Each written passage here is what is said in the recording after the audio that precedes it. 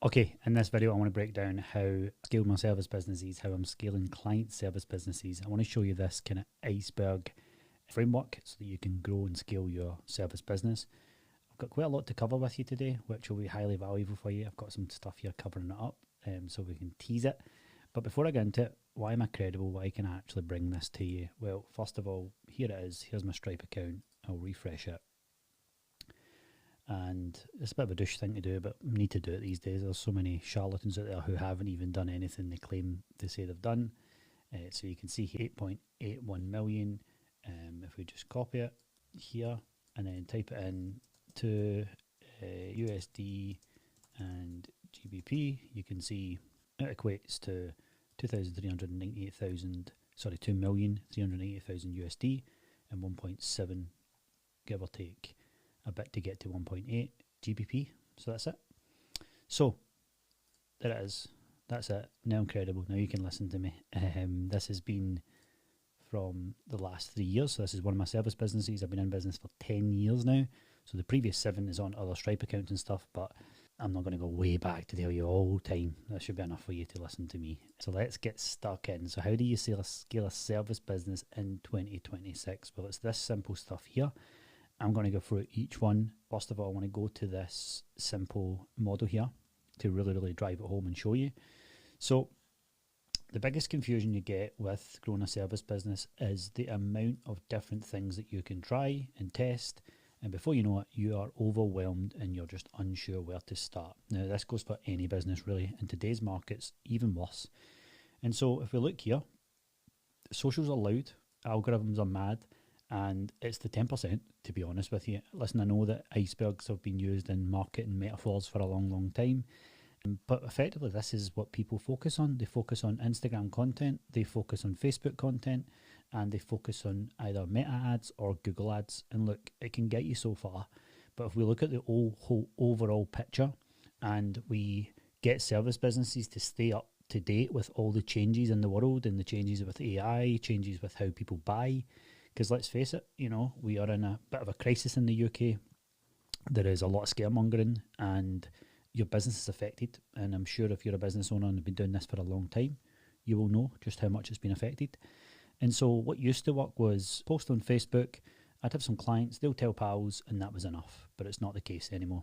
So everybody focuses on this part because it looks flashy, it's noisy, you think you get some, you know, immediate feedback from it, but it's not enough. And so as we go deeper here, this is the core foundational stuff. So Google listing, reviews, AI visibility.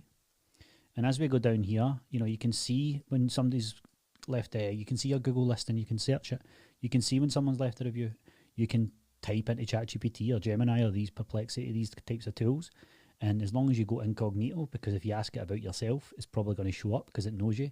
You can obviously see your social media content. But what you can't see is the stuff behind the scenes, the speed to lead, the missed call text back, the SEO stuff, the referrals, the database reactivation and the lead nurturing. And at the core of it all is the website.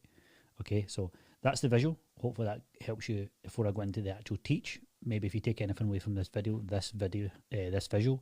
will ingrain in your head so that you can go away and improve it for your business. So service businesses, before I go into it, I want to kind of explain what service businesses are.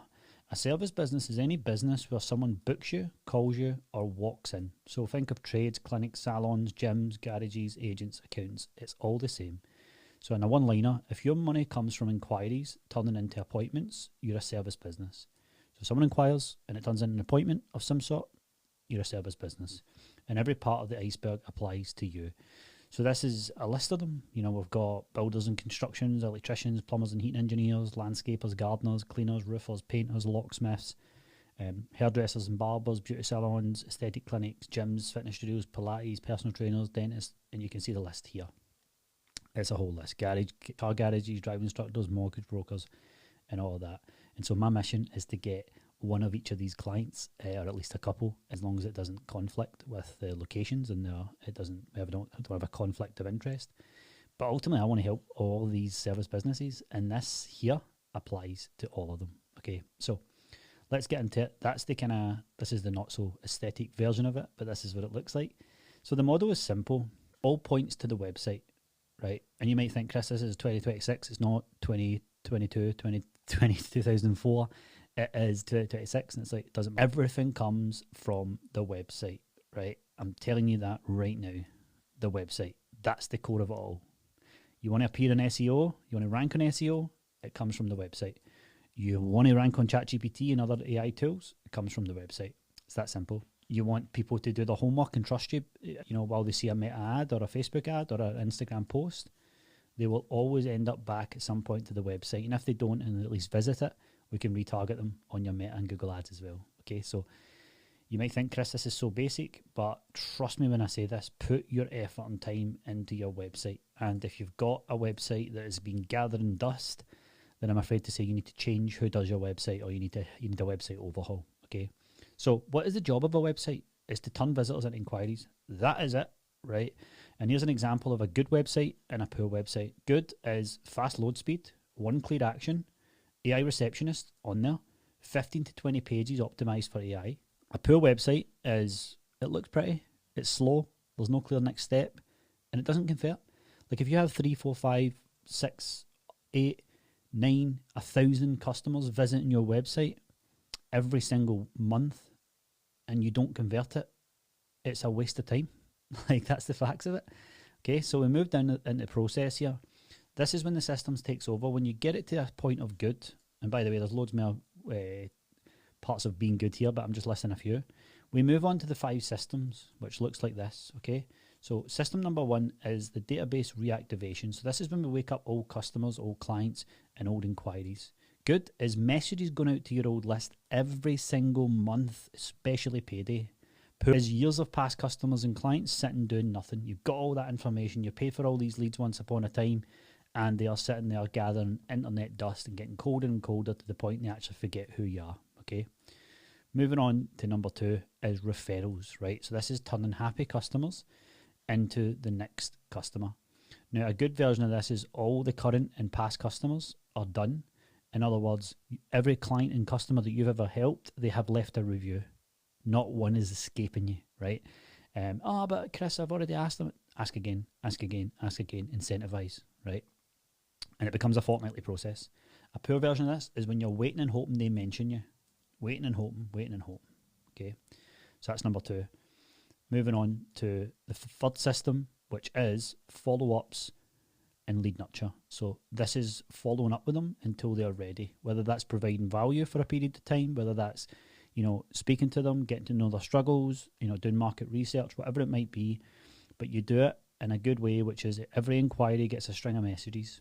A poor way is one call, then silence. They're not replying, I'm not going to message them. That type of attitude. Lead nurturing has got to be something that becomes just staple within your business.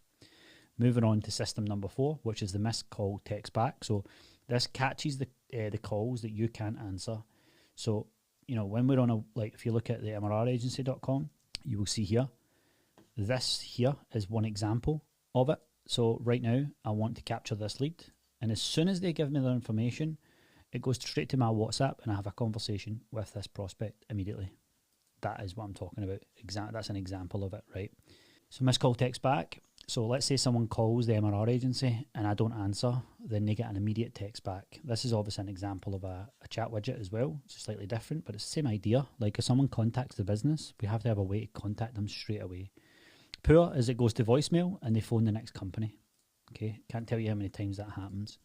And lastly, the last tool is speed to lead. You might have heard this a million times, but this is a process where if you train up an AI receptionist, an AI speed to lead agent, it does a lot of the work, especially proposals, asking the customer or client what they actually want before you take over as a human being.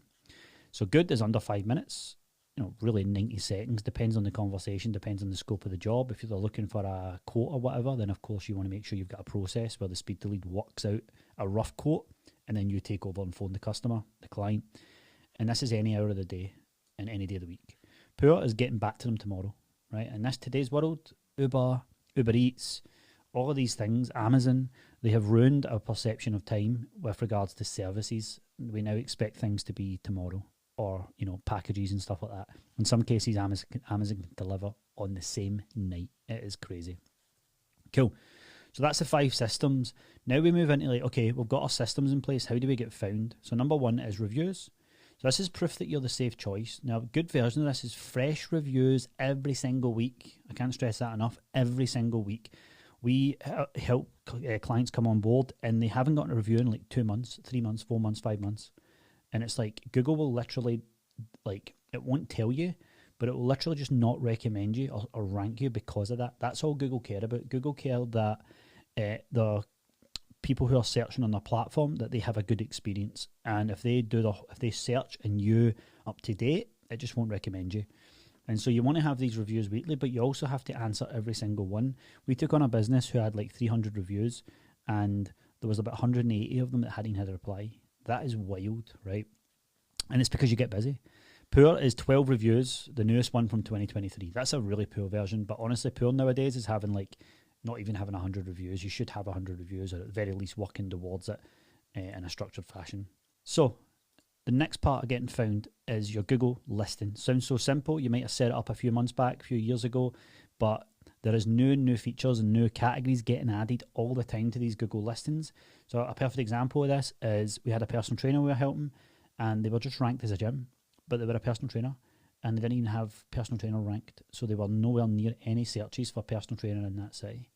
And it's because they just set up hastily, just tired and busy, and while they're away creating Instagram reels all the time because it's the tip of the iceberg and everybody sees it. And so they were just missing out on a simple postcode listing. So good is a full profile, real photos, the right hours, every single time. Poor is half filled in and out of date. Now this is honestly your biggest win that we get for clients when they come on board. We just fix this, and straight away they can start to rank on, Google and ChatGPT and other AI tools. Next one is the AI visibility. So this is obviously the latest hype. Everybody's getting on, but this is when you get your name on your business on ChatGPT, Perplexity, AI Overview, and things like that. Good is your name comes up for the business in your town. Poor is you don't even exist on it, right? Do the test after this video. Open up ChatGPT in an incognito window. So go to File, New Tab, or the wee top right, you'll see a circle. Click on that and it will be like a temporary chat where it doesn't know you. Then ask it for your business. So if you're a plumber, if you're a gym, if you're a landscaping, whatever, type it in and just say best landscaping near me in Glasgow or whatever city that you're in, and just watch. You probably won't appear. And then the last one here is SEO, which we all know about. It's been about a long time. A lot of people will buy these SEO agencies that are absolute snooze fest, and they'll tell you, you'll get results in 9 months' time. Now with AI tools that are available, you should be ranking high on SEO very quickly. I'm not saying overnight, but these SEO agencies are just so slow and haven't adapted. Shows up when they search your trade or your town, so pretty simple. Search engine optimization is as simple as it sounds. The funny thing is with this SEO is like, you'll notice on your phone when you search on Google, the AI overview opens up first now. So it actually shows and pops up, and see if you click on it, it opens up in a new tab. Not a new tab, it opens up as like a pop-up. And so all it shows you is whatever AI is recommending. So it actually removes the top Google listings, which is crazy because people are paying to rank on there.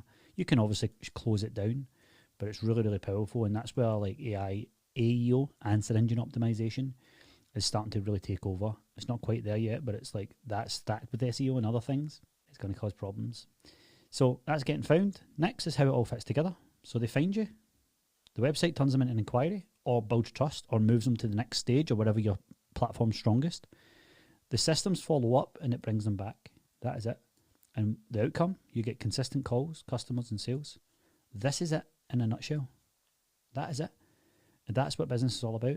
Getting people to find you, getting the website or the visibility software or whatever tool you've got out there, turn them into an inquiry, and then follow up with them and make the sale.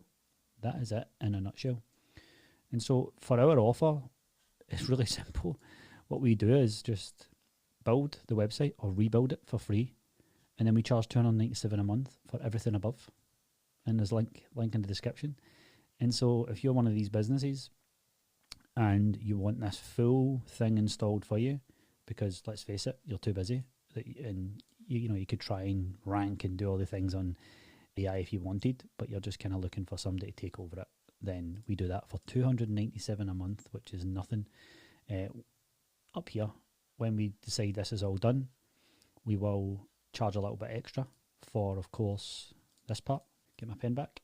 here, running the meta ads and Google ads, we charge more for, but that's it. And this is what's happening these days, right? This is what service businesses go out and do. They go and hire an SEO agency and just sit and wait, and they dabble with Instagram and Facebook. Then once that's not worked, they go and try and hire a meta ads agency or a Google ads agency, and the literal iceberg is not even built properly or maintained. And so they sit there and wonder why. They wonder why they're not getting massive results for just the tip of the iceberg, when it's like all of this stuff is fell to shit.